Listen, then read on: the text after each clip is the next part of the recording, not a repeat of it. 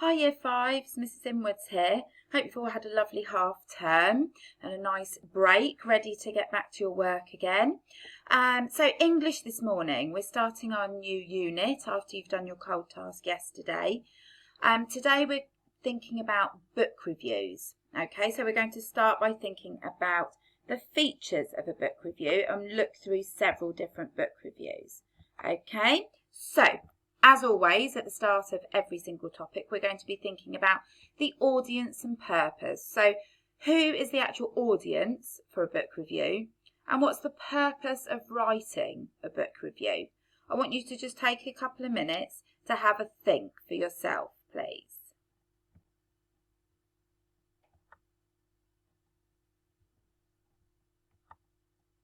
Okay, so hopefully you will have come to the same answers that I did.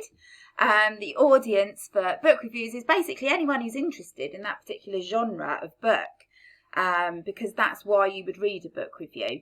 The purpose, to help the readers make a decision on whether they want to read the book or not.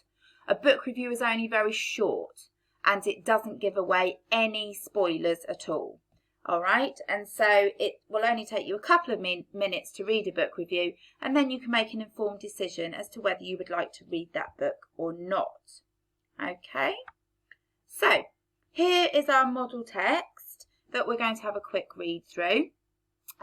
This is a book review that is based on George's Marvellous Medicine. Now, I'm quite sure most of you have read this book or seen the film at some stage. If you haven't, not to worry, you can still appreciate the style of the book review that we are looking at. Okay, so right at the top, you can see they've given a star rating, which is quite a nice thing to do. So straight away, the person who wrote this book review said 5-star, they obviously really enjoyed it. They've written who the author is, the illustrator, and the genre. Okay, straight off, do you like books that make you laugh out loud? Do you want to be jumping off your seat, holding your breath as you wait to see what's happening next?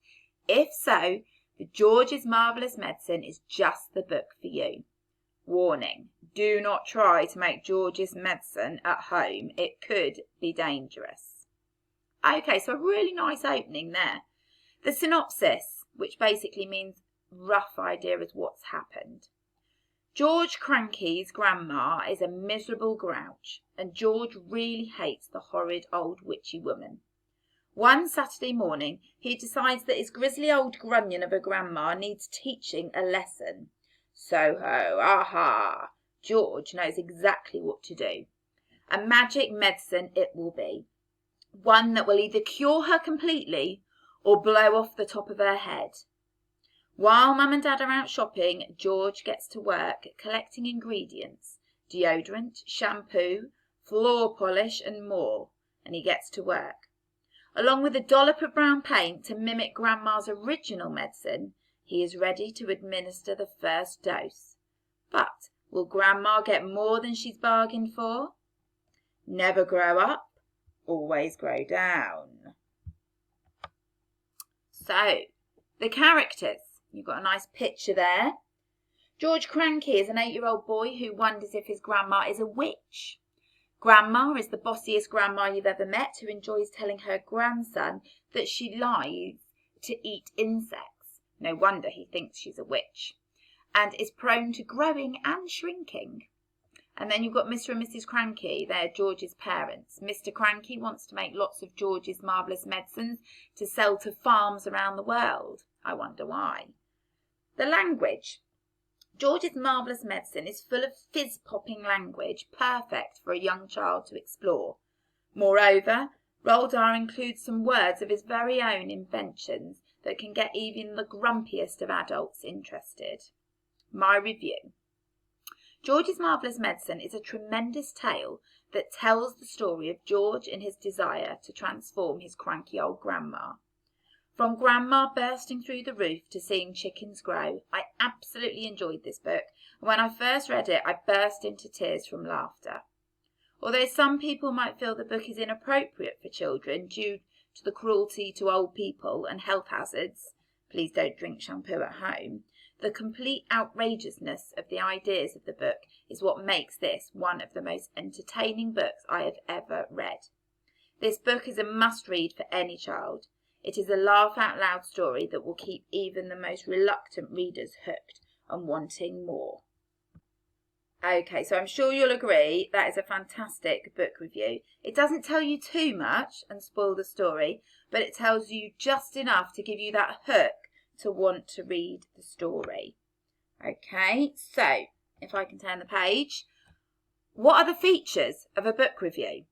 Okay, so think about what we've just read and think about what features therefore need to be included in every single book review that you write. Can you pause, please, and see if you can write a list? See if you can come up with 5 features, at least. Okay, and pause.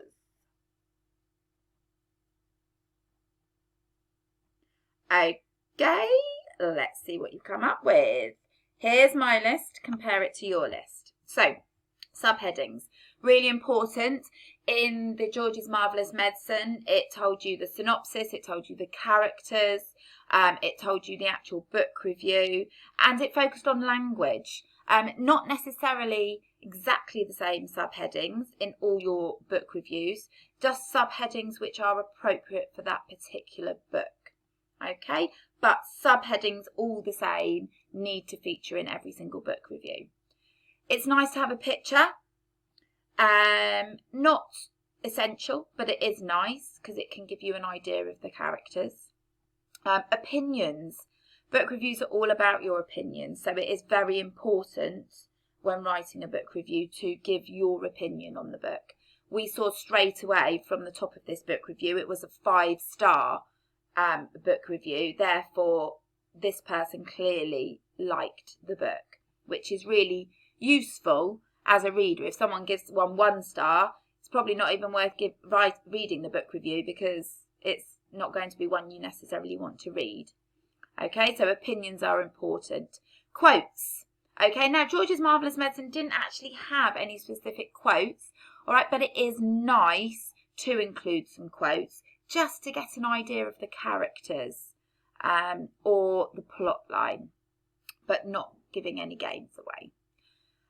Rhetorical questions, straight in there at the beginning of George's Marvellous Medicine. I think we had 2 or 3 rhetorical questions, getting you thinking straight away. There were a couple more later on in the book review as well. Constantly questioning, would you like to read this book? Is this something that you would be interested in? Really important to have rhetorical questions. Now, additional conjunctions. This is something we're going to be going into further detail about on Thursday. Okay, but additional conjunctions, you all know what a conjunction is, giving you added information, joining sentences together. Well, additional conjunctions are usually found at the beginning of a sentence. And again, it's just giving you more information. So I've given you some examples of additional conjunctions. So you could have additionally, in addition to, furthermore, moreover. Okay, so if you see any of those, they are features of a book review. And last of all, modal verbs.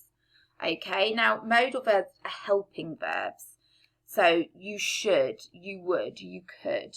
Okay, and obviously these are really important in a book review because you are recommended people should read this book. Okay, they would enjoy the book. Okay, it's a good phrase to include when recommending a book in a book review.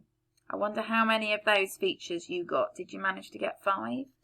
Okay, there will be others. Obviously, having expanded noun phrases in there, it's always good to have things like that, so that you've got your detail in there. So it's not wrong if your feature is not on the list. These are just the key features that you need to include. Okay, so your turn. Your task now. Attached are 3 other book reviews. There's one for the Diary of a Wimpy Kid, which I know is a favourite of nearly all of you in the class. There's a book review of the Jamie Drake Experience. and one of the BFG. What I would like you to do, please, I'm going to make these editable so that you can then highlight each feature in a different colour. Okay, it's just getting you used to all the features, seeing where they appear, how frequently they appear. All right, so as an example, I've said all of the subheadings are going to be green. You don't have to follow that. You can change the colour if you like. But on all 3 reviews, you will do all of the subheadings in that one colour. Okay? If there are any quotes, you might choose purple. In all 3, any quotes will be purple. Any modal verbs, orange, or whatever colour you've chosen. Okay? But the whatever colour code you've chosen, I would like that to be consistent throughout all of them, please. And it would be useful if you told me and wrote at the bottom of just one of the reviews which colour represents which thing. Okay, good luck with that. Enjoy reading the book reviews as well. If there is a book that you haven't read there, maybe it might be recommended to you so you can enjoy reading it. Okay, good luck with that, Year 5. Thank you. Bye.